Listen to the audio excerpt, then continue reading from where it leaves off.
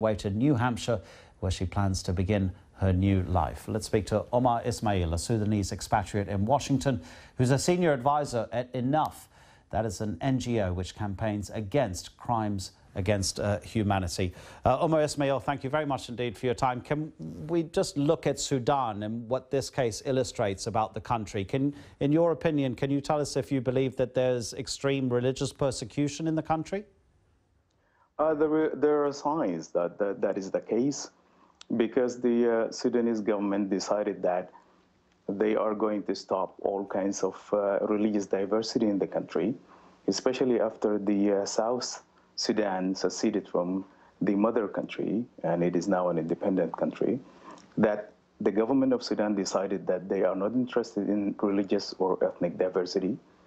And so the case of Meriam Ibrahim is an illustration of that policy. Meriam Ibrahim arrived in the United States, ending the saga of her case that started a few months back, and she's out of the country now. And meanwhile, the religious persecution continues in Sudan.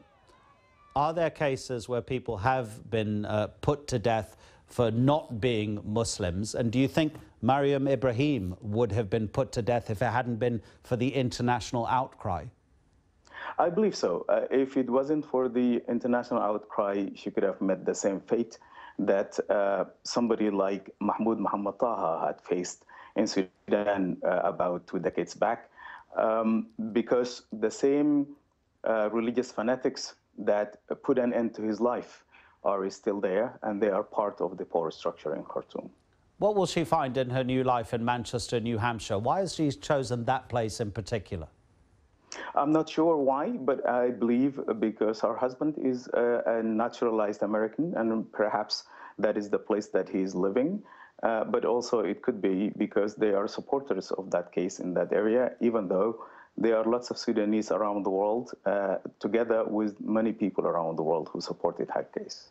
She's become famous because of her case, and yet we still don't know that many details about who she is. Is she an educated woman? Does she have a career? Will she be working in the United States? Tell us more about her.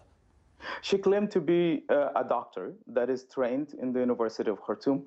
However, there is some mystery wrapping that claim, because she was born, according to the Sudanese authorities, as Abrar Yahya, but when she converted to Christianity, she chose the name Meriam Ibrahim.